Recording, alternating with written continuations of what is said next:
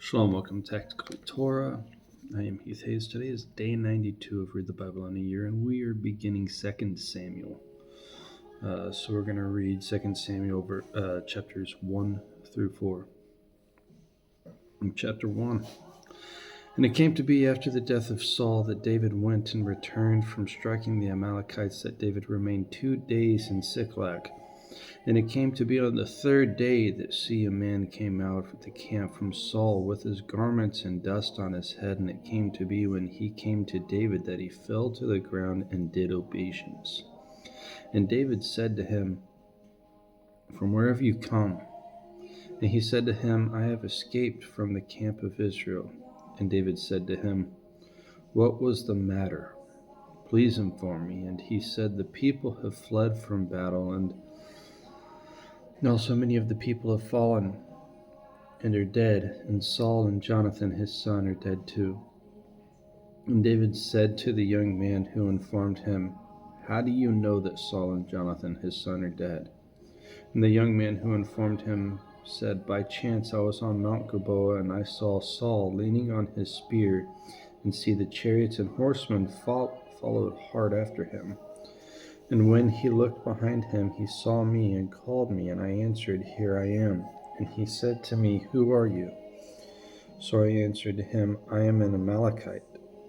And he said to me, 'Please stand over me and put me to death, for agony has seized me, but my life is still in me.' So I stood beside him, and put him to death, for I knew he would not live after he had fallen. And I took the diadem that was on his head and the bracelet that was on his arm, and have brought them here to my master." And David took hold of his garments and tore them, and also all the men who were with him, and they mourned and wept and fasted until evening for Saul and for Jonathan, and for the people of Yahweh and for the house of Israel, because they had fallen by the sword. And then David asked the young man who informed him, "Where are you from?" And he answered, "I am a son of a sojourner, an Amalekite." David said to him, "How was it you were not afraid to stretch out your hand to destroy the anointed of Yahweh?" And David called one of the young men and said, "Draw near and fall on him." And he struck him so that he died. And David said to him, "Your blood is on your own head, for your own mouth has witnessed against you, saying, 'I myself have put to death the anointed of Yahweh.'" Then David lamented with his lamentation over Saul and over Jonathan his son, and he ordered the bow to be taught to the children of Judah. See, it is written in the book of Jasher, "The splendor of Israel," and now we have a quotation, "the splendor of Israel is slain on your high places. How the mighty have fallen. Declare it not in Gath. Proclaim it not in the streets of Ashkelon. Lest the daughters of the Philistines rejoice, lest the daughters of the uncircumcised exult. Mountains of Gilboa, no dew or rain be upon you, nor fields of offerings. For there the shield of the mighty lay rejected, the shield of Saul not anointed with oil, from the blood of the slain, from the fat of the mighty, the bow of Jonathan did not turn back. And the sword of Saul did not return empty. Saul and Jonathan were beloved and pleasant in their lives, and in their death they were not parted. They were swifter than eagles, they were stronger than lions. Daughters of Israel, weep over Saul. Who wrapped you in scarlet with finery? Who decked your robes with ornaments of gold? How the mighty have fallen in the midst of the battle. Jonathan was slain in your high places. I am distressed for you. My brother Jonathan, you have been very pleasant to me. Your love to me was wondrous, surpassing the love of women. How the mighty have fallen, and the weapons of battle perish." Chapter 2.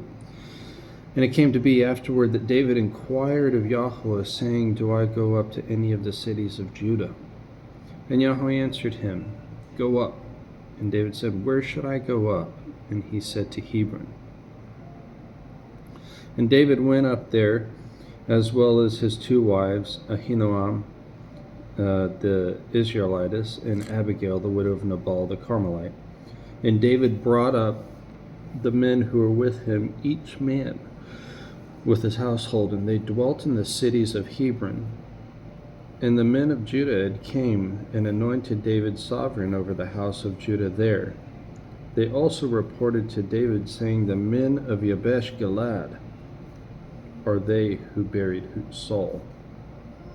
David then sent messengers to the men of Yabesh Gilead and said to them, You are blessed of Yahweh, for you have shown this loving commitment to your master, to Saul, that you buried him.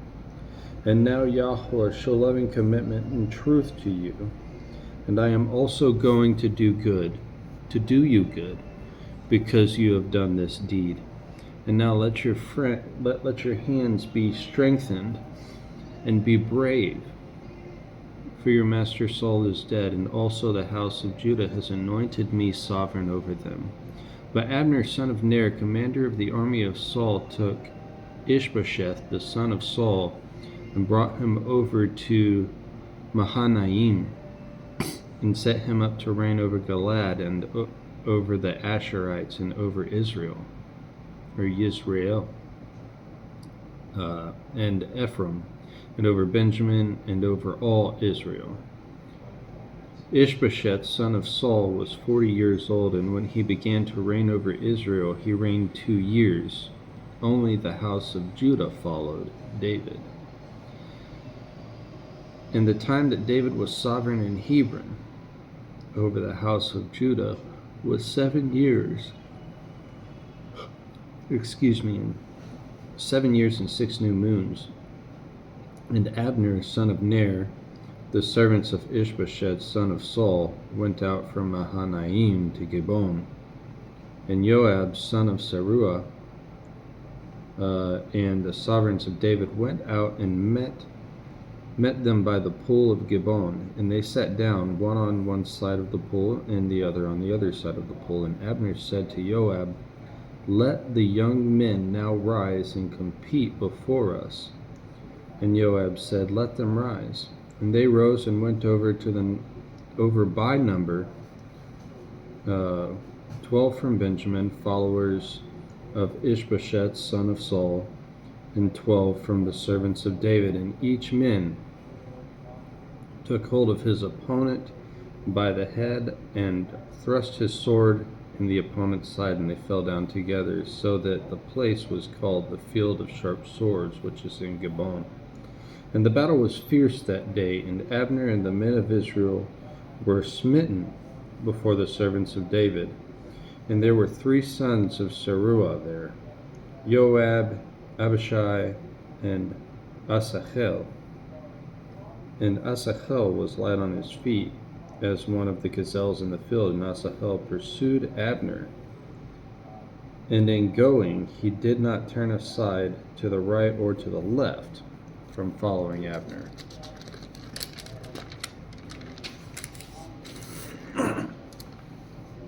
And Abner looked behind him and said, Are you Asahel? And he answered, I am. And Abner said to him, Turn aside to your right or to your left, and lay hold on one of the young men, and take his armor for yourself. But Asahel would not turn aside from following him. And Abner again said to Asahel, Turn aside from following me. Why should I strike you to the ground? How then could I face your brother Joab? But he refused to turn aside, and Abner struck him with the blunt end of a spear in the stomach, so that the spear came out of his back, and he fell down there and died on the spot. And it came to be that as many as came to the place where Asahel fell down and died stood still. And Joab and Abishai pursued Abner, and the sun was going down, and they came to the hill of Ammah, which overlooks Giah, by the way of the wilderness of Gibeon. And the children of Benjamin gathered together behind Abner and became a single company and took their stand on top of the hill. And Abner called to Joab and said, "Should the sword devour forever? Do you not know it is bitter in the latter end? And when are you going to say to the people to turn back from pursuing their brothers?" And Joab said, "As Elohim lives, if you have not spoken, then all the people would have given up pursuing their brothers only the next morning." Joab then blew the shofar, and all the people halted and pursued Israel no further, nor did they fight any more. And Abner and his men went on all that night through the desert plain, and passed over the Jordan, and went through all Bithron, and they came to Mahanaim. And Joab turned back from pursuing Abner, and when he had gathered all the people together, there were missing of David's servants 19 men in Asahel. But the servants of David had stricken of Benjamin and Abner's men 360 men who died. And they brought Asahel and buried him in his father's burial site, which was in Bethlehem. And Joab and his men went all night, and they came to Hebron at daybreak. Chapter 3. And the fighting between the house of Saul and the house of David was long drawn out. But David was going on and was strong, and this house of Saul was going on and was weak. And sons were born to David in Hebron, and his firstborn was Amnon by Ahinoam the Israelitess, and his second Caleb by Abigail the widow of Nabal the Carmelite, and the third Absalom son of Maacah, the daughter of Talmai sovereign of Geshur, and the fourth Adoniah son of Haggith, and the fifth, Shephatiah, son of Abital, the sixth, Yithream, by David's wife Eglah. These were born to David in Hebron. And it came to be, while there was fighting between the house of Saul and the house of David, that Abner was strengthening himself in the house of Saul. And Saul had a concubine whose name was Ritzpah, daughter of Aiah. And Ishbosheth said to Abner, "Why have you gone into my father's concubine?" And Abner was very displeased at the words of Ishbosheth, and said, "Am I a dog's head that belongs to Judah, that I show loving commitment to the house of Saul your father, to his brothers, and to all his friends today, and have not let you fall into the hand of David, that you charge me today with a sin concerning this woman?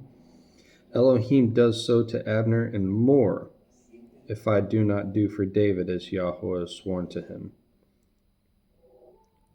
to cause the rain to pass over from the house of Saul, and to raise up the throne of David over Israel and over Judah from Dan to Beersheba." And he was unable to answer Abner another word, because he feared him. And Abner sent messengers on his behalf to David, saying, "Whose is the land?" Also saying, "Make your covenant with me, and see, my hand is with you to bring all Israel to you." And David said, "Good, I make a covenant with you. Only one matter I am asking of you. You do not see my face unless you first bring Michal, daughter of Saul, when you come to see my face." David then sent the messengers to Ishbosheth, son of Saul, saying, "Give me my wife Michal, to whom I became engaged for 100 foreskins of Philistines." And Ishbosheth sent and took her from her husband, from Paltiel, son of Laish. But her husband went with her to Bahurim, going on and weeping behind her. And Abner said to him, "Go, turn back." And he turned back. And Abner had a word with the elders of Israel, saying, In time past you were seeking for David to be sovereign over you. Now do it, for Yahweh has spoken of David, saying, By the hand of my servant David I save my people Israel from the hand of the Philistines and from the hand of all their enemies. And Abner also spoke in the hearing of Benjamin, and Abner also went to speak in the hearing of David.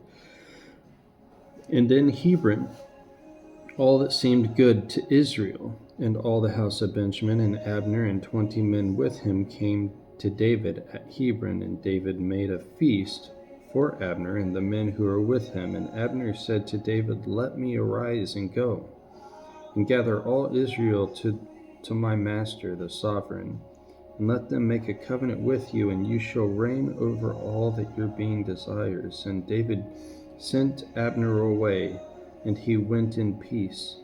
And see, the servants of David and Joab came from a raid and brought much spoil with them, but Abner was not with David in Hebron, for he had sent him away, and he had gone in peace. And Joab and all the army that was with him, and they reported to Joab, saying, Abner, son of Ner, came to the sovereign, and he sent him away, and he is gone in peace. And Joab went to the sovereign and said, What have you done? See, Abner is come to you. Why is it that you have sent him away, and he is already gone? You know that Abner, son of Ner, came to deceive you, to know you're going out and you're coming in, and to know all that you are doing. Joab then left David, and he sent messengers after Abner, who brought him back from the well of Sirah, but David did not know it. Thus Abner returned to Hebron, and Joab took him aside in the gate to speak with him privately, and there struck him in the stomach, so that he died for the blood of Asahel, his brother. And when David heard of it afterwards, he said, My reign and I are guiltless before Yahweh forever of the blood of Abner, son of Ner. Let it rest on the head of Joab and on all his father's house, and let there never fail to be in the house of Joab one who has a discharge, or is a leper, or who is taking hold of a staff, or falls by the sword, or who lacks bread. Wow, what a curse. Verse 30. So Joab and Abishai, his brother, killed Abner, because he had killed their brother Asahel at Gibeon in the battle. And David said to Joab and to all the people who were with him, Tear your garments, gird yourselves with sackcloth, and mourn for Abner. And sovereign David followed the coffin, and they buried Abner in Hebron. And the sovereign lifted up his voice, and wept at the burial side of Abner, and all the people wept. And the sovereign sang a lament over Abner, and said, Should Abner die as a fool dies? Your hands were not bound, nor your feet put in shackles. As one falls before sons of evil, so you fell. And all the people wept over him again. And all the people came to cause David to eat food while it was still day. But David swore, saying, Elohim, do so to me, and more also, if I taste bread or whatever else, till the sun goes down. And all the people took note of it, and it was good in their eyes, since whatever the sovereign did was good in the eyes of all the people. And all the people and all Israel knew that day that it had not been the sovereign's intent to kill Abner, son of Ner. The sovereign also said to his servants, Do you not know that a prince and a great one has fallen in Israel today?